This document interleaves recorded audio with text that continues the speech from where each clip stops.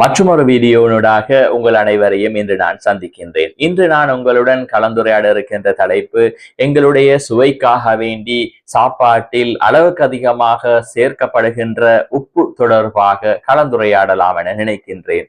ஏனென்று சொன்னால், உப்பில்லா பண்டம் குப்பைக்கு என்று கூறிக்கொண்டு அளவுக்கு அதிகமாக உப்பு சேர்க்கின்ற விடயத்தில் நாங்கள் பொடுபோக்காக இருக்கின்றோம். என்றாலும் கூட அளவுக்கு மிஞ்சினால் அமிர்தமும் நஞ்சு என்கின்ற விடயம் தொடர்பாக நாங்கள் கவனஈனமாக இருக்கின்றோம். எனவேதான் இவ்வாறு அளவுக்கு அதிகமாக எங்களுடைய சாப்பாடுகளில் உப்பு சேர்ப்பதன் காரணமாக, உப்பை நாங்கள் தினமும் அதிகம் உட்கொள்கின்றதன் காரணமாக பல்வேறுபட்ட நோய் நிலைமைகளுக்கும் சிக்கல் நிலைமைகளுக்கும் முகம் கொடுத்து கொண்டிருக்கின்றோம். எனவே இன்றைய வீடியோவினூடாக இந்த உப்பு தொடர்பாக முழுமையான விடயங்களை ஆராயலாம் என நினைக்கின்றேன். தொடர்ந்தும் எங்களுடைய வீடியோவுடன் இணைந்திருங்கள். எங்களுடைய டாக்டர் அன்பாஸ் ஃபாரூக் தமிழ் யூடியூப் பக்கத்தினை நீங்கள் இன்னும் சப்ஸ்கிரைப் செய்யவில்லையாயின் எங்களுடைய டாக்டர் அன்பாஸ் ஃபாரூக் தமிழ் யூடியூப் பக்கத்தினை சப்ஸ்கிரைப் செய்து பெல் ஐக்கனையும் கிளிக் செய்து வைத்திருங்கள்.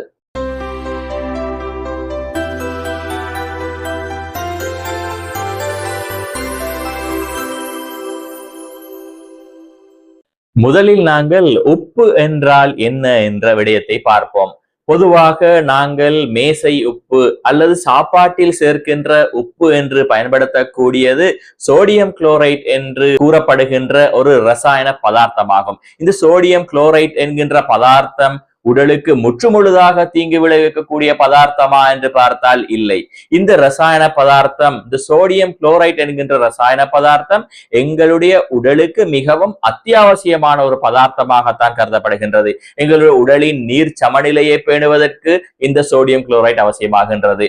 எங்களுடைய உடலில் காணப்படுகின்ற இந்த குருதி அமுக்கத்தை பேணுவதற்காக வேண்டி இந்த சோடியம் குளோரைட் உதவுகின்றது. அதே போன்று நரம்பு கணத்தாக்கம், நரம்புகளுடைய தொழிற்பாடு, தசை சுருக்கம், தசைகளினுடைய தொழிற்பாடு, இவ்வாறு பல்வேறுபட்ட உடலியல் தொழிற்பாடுகளுக்கு மிகவும் அத்தியாவசியமான ஒரு ரசாயன பதார்த்தமாகத்தான் இந்த சோடியம் குளோரைட் என்கின்ற பதார்த்தம் காணப்படுகின்றது. எனவே இந்த சோடியம் குளோரைட் என்கின்ற பதார்த்தம் இந்த அடிப்படையான உடல் தேவைகளை பூர்த்தி செய்வதற்கு ஒரு வெறுமனே 500 மில்லிகிராம் அளவிலான ஒரு அளவு போதுமானதான ஒரு பெருமானமாக இருந்து கொண்டிருக்கின்றது.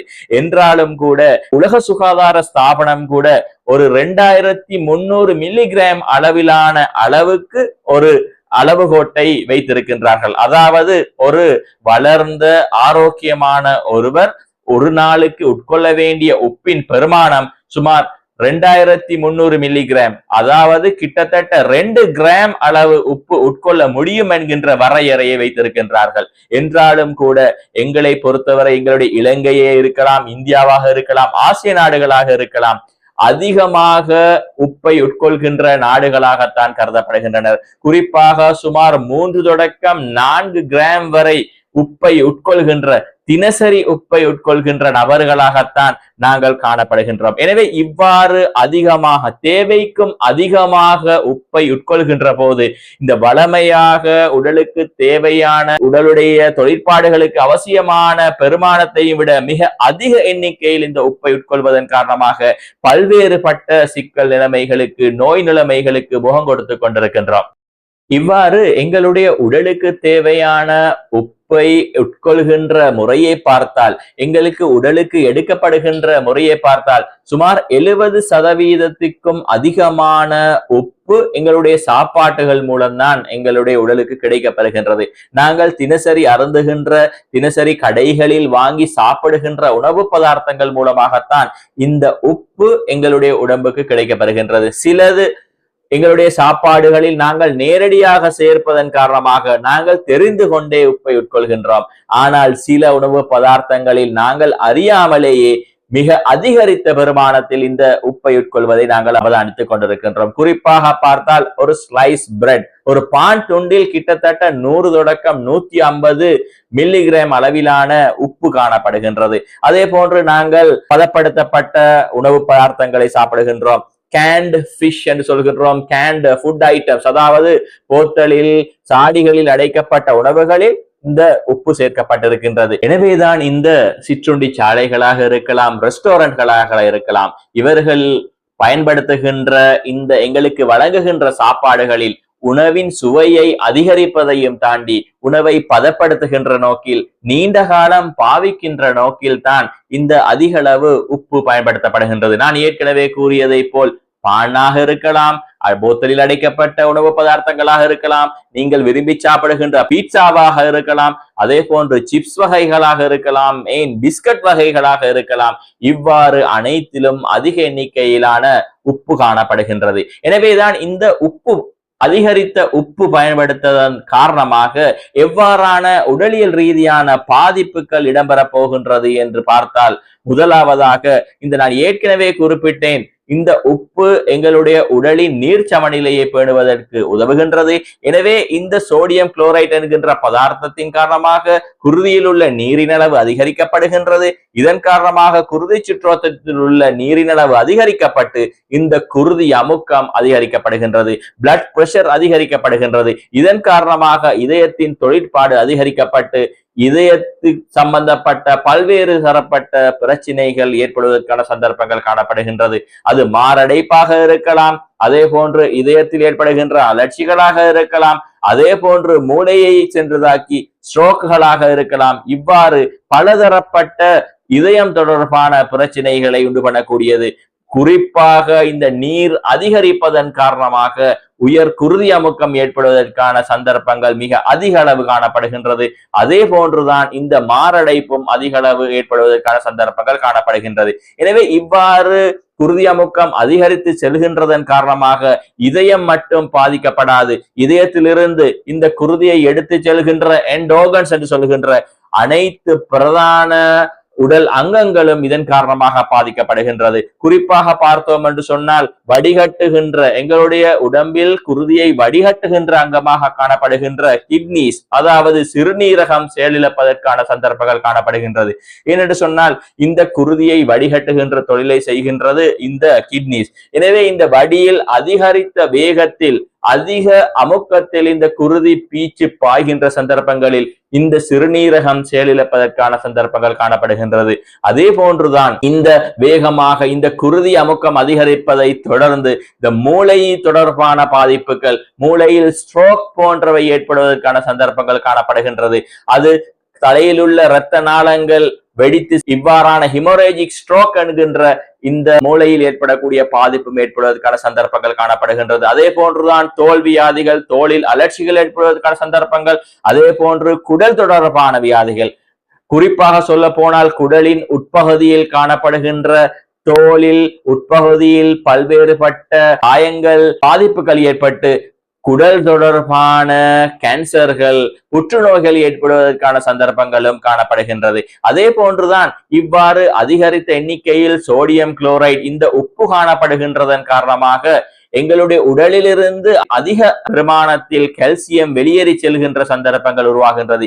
இவ்வாறு உடலிலிருந்து கால்சியம் அதிகம் வெளியேறி செல்வதன் காரணமாக எண்புகள் பலவீனமடைந்து வயது போகின்ற சந்தர்ப்பங்களில் எண்பு பலவீனமடைந்த ஒஸ்டியோபோரோசிஸ் போன்ற நிலைமைகள் கூட ஏற்படுவதற்கான சந்தர்ப்பங்கள் காணப்படுகின்றது. எனவே இவ்வாறு எங்களுடைய உடல் முற்றுமுழுதாக உடலையும் உடலின் தொழிற்பாடுகளையும் உடலின் எண்டோகன்ஸ் என்று சொல்லக்கூடிய பிரதான உடல் அங்கங்களையும் பாதிப்படைந்து உடலின் நிர்பீரண தொகுதியையும் பாதித்து பல்வேறுபட்ட நீண்டகால சிக்கல் நிலைகளுக்கு தள்ளி செல்லக்கூடிய நிலையை இந்த உப்பு உருவாக்குகின்றது. எனவே இந்த உப்பு தொடர்பாக நான் ஏற்கனவே குறிப்பிட்டேன், அளவுக்கு மிஞ்சினால் அமிர்தமும் நஞ்சு என்கின்றது போல உப்பு தொடர்பாக நாங்கள் மிகவும் கவனமாக இருக்க வேண்டும். எனவே இவ்வாறான பிரச்சனைகளில் இருந்து நாங்கள் எவ்வாறு தவிர்த்து கொள்ளலாம்? முதலாவதாக, இவ்வாறு அதிகரித்த உப்பு காணப்படுகின்ற உணவு பண்டங்கள் தொடர்பாக மிக முக்கியமாக அறிந்து வைத்திருக்க வேண்டியது அவசியமாக இருக்கின்றது. நாங்கள் அன்றாடம் சாப்பிடுகின்ற பிஸ்கட்டுகளாக இருக்கலாம், சிப்ஸ் வகைகளாக இருக்கலாம், போத்தலில் கேன்களில் அடைக்கப்பட்ட உணவு வகைகளாக இருக்கலாம், குடிபானங்களாக இருக்கலாம், இவ்வாறு கடையில் வாங்குகின்ற பல்வேறுபட்ட உணவு பதார்த்தங்களில் இந்த உப்பு அடங்கி இருப்பதை நாங்கள் அவதானிக்கின்றோம். எனவே இந்த பிரச்சனைகளிலிருந்து தவிர்த்து கொள்வதற்காக நாங்கள் எங்களுடைய சமையலை வீட்டில் சமைத்து உண்கின்ற பழக்கத்தை அதிகப்படுத்திக் கொள்ள வேண்டும். எனவே இந்த கடைகளில் வாங்கி சாப்பிடுகின்ற பழக்கத்தை குறைப்பதன் காரணமாக இந்த உப்பு உட்கொள்வதை நாங்கள் இயலுமான அளவில் குறைப்பதற்கான சந்தர்ப்பங்கள் கிடைக்கின்றது. எனவே நீங்கள் சாப்பாட்டில் சேர்க்கின்ற உப்பின் அளவை கூட ஒரே அடியாக குறைக்க முடியாது. ஏனென்று சொன்னால் நீங்கள் இப்பொழுது அதிகமாக உப்பு சாப்பிட்டு பழக்கப்பட்டிருக்கின்றீர்கள். ஒரே அடியாக இதனை குறைக்கின்ற சந்தர்ப்பங்களில் உங்களுடைய நாக்கில் இருக்கின்ற சுவை அரம்புகள் இதனை சமாளித்துக் கொள்ள முடியாத நிலை உருவாகின்றது.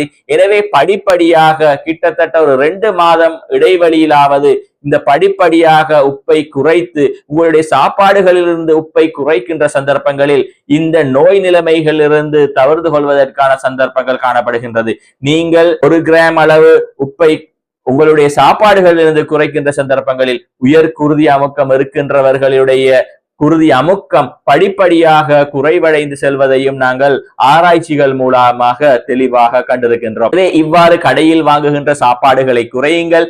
இதன் மூலமாக உங்களுக்கு இந்த உப்பு அதிகமாக பாவிக்கப்படுவதில் இருந்து உருவாகுகின்ற இவ்வாறான பாதிப்புகள் இருந்து தவிர்த்து கொள்ளலாம். எனவே இதற்கு மாற்றீட்டு பதார்த்தங்களை நீங்கள் உணவின் சுவைக்காக வேண்டி உப்பை பயன்படுத்துபவராக இருந்தால் இதற்கு மாற்றீட்டு பதார்த்தங்களை பயன்படுத்துங்கள். எனவே இவ்வாறு இயற்கையாக காணப்படுகின்ற பதார்த்தங்களை பயன்படுத்தி தேசியை பயன்படுத்தலாம், வெங்காயம் பயன்படுத்தலாம், பேசில் இலைகளை பயன்படுத்தலாம். இவ்வாறு இயற்கையாக காணப்படுகின்ற உப்பு தவிர்ந்த உணவை சுவையூட்டுகின்ற பதார்த்தங்களை நீங்கள் உணவுடன் சேர்த்து சாப்பிடுகின்ற சந்தர்ப்பங்களில் இந்த உப்புக்கு மாற்றீடாக இவற்றை பயன்படுத்தி நீங்கள் வளமையாக பயன்படுத்துகின்ற உப்பின் அளவை குறைப்பதன் காரணமாக இவ்வாறு பல்வேறுபட்ட பாரதூரமான உயிராபத்தை உண்டு பண்ணக்கூடிய சிக்கல் நிலைமைகள் இருந்து உங்களை நாளுக்கு நாள் நோயாளியாக மாற்றுகின்ற இந்த உப்பின் தாக்கத்திலிருந்து தவிர்த்து கொள்வதற்கான சந்தர்ப்பங்கள் கிடைக்கின்றது. எனவே நீங்கள் உப்பை குறைத்து பயன்படுத்துங்கள்.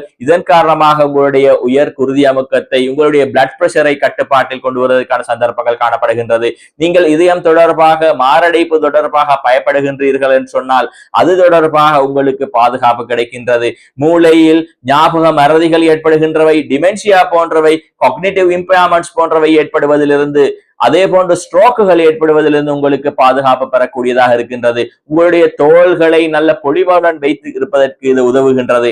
அதே போன்று பல்வேறுபட்ட புற்றுநோய்கள் என்பது தொடர்பான ஒஸ்டியோபரோசிஸ் போன்ற நோய் நிலைமைகளில் இருந்தும் பாதுகாப்பு பெறுவதற்காக நீங்கள் இந்த உப்பை கட்டுப்பாட்டில் வைத்திருப்பதன் காரணமாக செய்ய முடிகின்றது. எனவே இந்த வீடியோ தொடர்பாக உங்களுக்கு ஏற்கின்ற சந்தேகங்களை கீழுள்ள கமெண்டில் முன்வையுங்கள். தொடர்ந்தும் இவ்வாறான மருத்துவம் தொடர்பான வீடியோக்களை பார்வையிடுவதற்காக எங்களுடைய டாக்டர் அன்ஃபாஸ் ஃபாரூக் தமிழ் யூடியூப் பக்கத்தினை சப்ஸ்கிரைப் செய்து வைத்திருங்கள்.